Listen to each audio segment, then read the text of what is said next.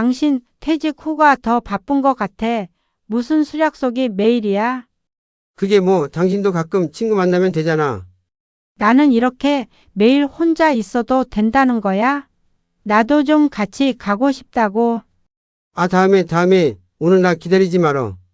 안녕하세요. 저는 창원에 사는 60세 박영자라고 합니다. 올해 퇴직한 남편과 둘이서 살고 있지요. 남은 노후를 행복하게 보내고 싶은데 남편이 제 마음을 몰라주고 이제 사고까지 치고 다니네요. 우여곡절 많은 제 이야기 한번 들어봐 주시겠어요? 먼저 구독과 좋아요 눌러주시면 정말 큰 힘이 되겠습니다. 나는 달력에 동그라미를 그려가며 남편 성호의 퇴직일을 기다려왔다. 35년간 회사에만 매달려 살았던 그가 이제야 집으로 돌아온다는 생각에 가슴이 설렜다.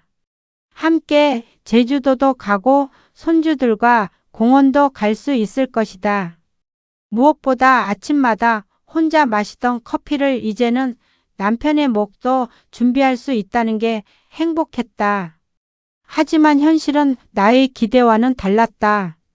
퇴직 후 한 달, 남편은 새벽같이 일어나 탁구 라켓을 챙겨 들고 나갔다.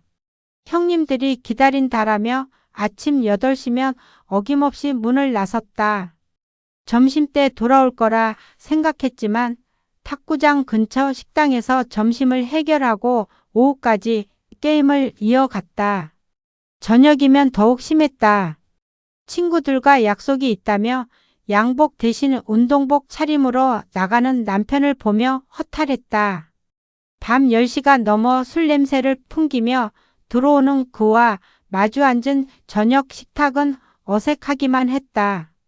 당신, 우리 내일 마트라도 같이 가지 않을래요? 아, 내일은 탁구대회 준비로 바쁘다고 했잖아. 이런 대화가 반복될 때마다 나의 마음속에는 작은 균열이 생겨났다. 30여 년을 함께 살아온 부부가 이제 와서 이렇게 어색할 수 있을까? 혼자 설거지를 하며 창밖을 바라보았다. 이웃집 노부부가 손잡고 산책하는 모습이 부러웠다. 그날도 남편은 오늘은 일찍 들어온다는 말을 남기고 나갔다. 나는 그가 좋아하는 된장찌개를 끓이며 기다렸다.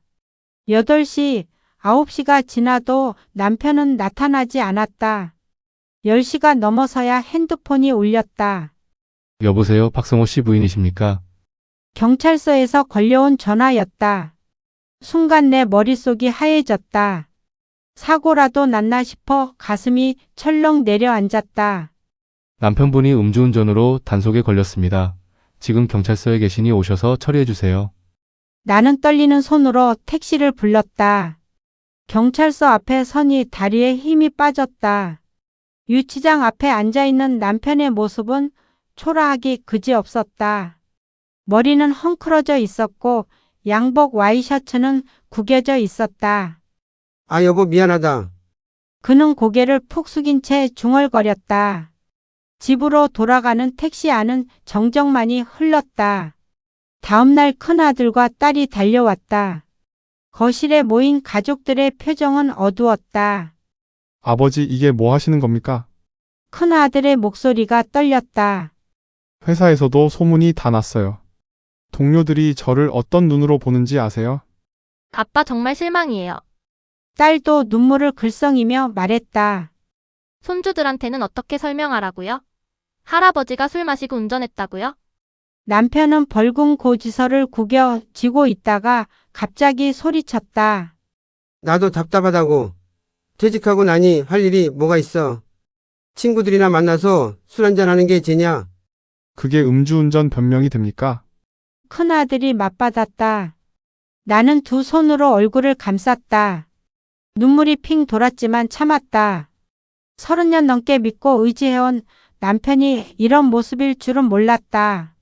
가족들 앞에서 변명만 늘어놓는 그를 보며 마음 한편이 차갑게 식어갔다. 음주운전 사건 이후 한 달이 지났지만 상황은 나아지지 않았다. 남편은 면허 정지로 운전은 못하게 되었지만 여전히 술자리만큼은 놓지 않았다. 이제 택시 타고 다니니까 괜찮지 않냐며 오히려 당당해했다. 나는 그런 남편을 보며 한숨만 깊어졌다. 그러던 어느 저녁 남편이 평소보다 늦게 들어왔다. 얼굴이 상기된 채로 말이다. 오늘 동네 친구 집에 갔다 왔어. 부인이 몸이 안 좋다고 해서 병원까지 태워다 줬지. 나는 설거지를 하던 손을 멈췄다. 누구요? 아, 중학교 때 같은 반이었던 김정희 말이야. 기억하지? 예전에 동청회에서 만난 적 있잖아. 김정희. 나는 그 이름을 기억했다. 동창회에서 남편과 유독 오래 이야기하던 여자였다. 당시에도 뭔가 불편했지만 대수롭지 않게 넘겼던 기억이 났다. 병원에 태워다 줬다고요? 면허 정지인데? 아, 그게 남편이 말끝을 흐렸다. 친구 차를 잠깐 빌렸어. 내 가슴이 철렁 내려앉았다. 면허 정지 중에 운전하면 어떻게 되는지 몰라요? 에이, 짧은 거리인데 뭐 어때? 응급 상황이었다고. 그날 밤 나는 잠을 이루지 못했다. 남편의 변명 같은 말들이 머릿속을 맴돌았다. 정말 응급 상황이었을까? 아니면 며칠 후 손자 준이가 놀러 왔다. 할머니, 할아버지는 왜 자꾸 화내세요? 어제도 할아버지가 소리 질러서 무서웠어요. 아이의 말에 가슴이 아팠다. 우리 부부의 갈등이 손주들에게까지 상처를 주고 있었다. 그날 저녁 남편과 또다시 말다툼이 벌어졌다. 당신 요즘 너무하는 거 아니에요? 김정희 씨 얘기는 왜 자꾸 나와요? 뭐가 문제야? 친구 좀 도와주면 안 돼. 친구요? 이 나이에 무슨 생각인지 몰라서 그래요. 야, 이 여자가 지금 뭐라는 거야? 우리의 고함 소리가 집안을 가득 메웠다. 벽 너머로 들려올까 봐 창피했지만 분노를 억누를 수 없었다. 30여 년을 함께 살며 이렇게 큰 소리로 싸워본 적이 없었는데 요즘은 사소한 일로도 감정이 폭발했다. 그날 밤 나는 혼자 거실 소파에 앉아 눈물을 흘렸다. 우리가 언제부터 이렇게 멀어졌을까? 이런 식으로 늙어가는 게 맞는 건가? 그렇게 우울한 나날이 이어지던 어느 날 우편함에서 구청 문화센터 안내문을 발견했다. 여러 프로그램 중에서도 실버 노래 교실이라는 글자가 유독 눈에 들어왔다. 매주 화요일과 목요일 오후 2시. 참가비는 무료였다. 처음엔 혼자 가려고 했다. 남편과 함께 뭔가를 한다는 건 이제 상상하기도 어려웠다. 하지만 문득 떠오른 생각이 있었다. 우리가 처음 만났을 때 그는 노래를 참 잘했다. 당신. 저녁 식사 후 조심스럽게 말을 꺼냈다. 구청에서 노래 교실을 한다는데 나랑 같이 가보지 않겠어요? 남편은 TV를 보며 대충 대답했다. 노래교실? 그런 거 왜 해? 집에만 있지 말고 나가서 사람들도 만나고. 당신 노래 잘하잖아요. 에이, 그런 거 할 나이가 어디 있어, 창피하게. 나는 실망했지만 포기하지 않았다. 며칠 더 설득한 끝에 남편이 마지못해 따라 나서기로 했다. 첫 수업날 문화센터 강의실에 들어서니 우리와 비슷한 나이의 사람들이 20명 정도 앉아 있었다. 선생님은 젊고 활기찬 여자분이었다. 자, 오늘은 추억의 노래를 불러보겠습니다. 먼저 사랑은 눈물의 씨앗부터 시작할까요?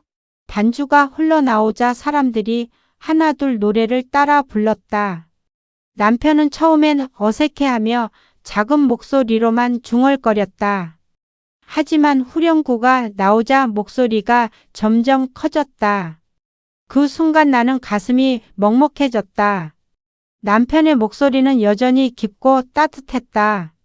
마치 시간을 되돌린 듯 젊은 시절 그가 내게 불러주던 노래가 떠올랐다.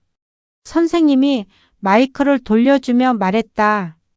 어머, 목소리가 정말 좋으시네요. 앞으로 나와서 한 곡 불러주시겠어요? 남편은 쑥스러워하면서도 앞으로 나갔다. 마이크를 잡고 선이 어깨가 펴졌다.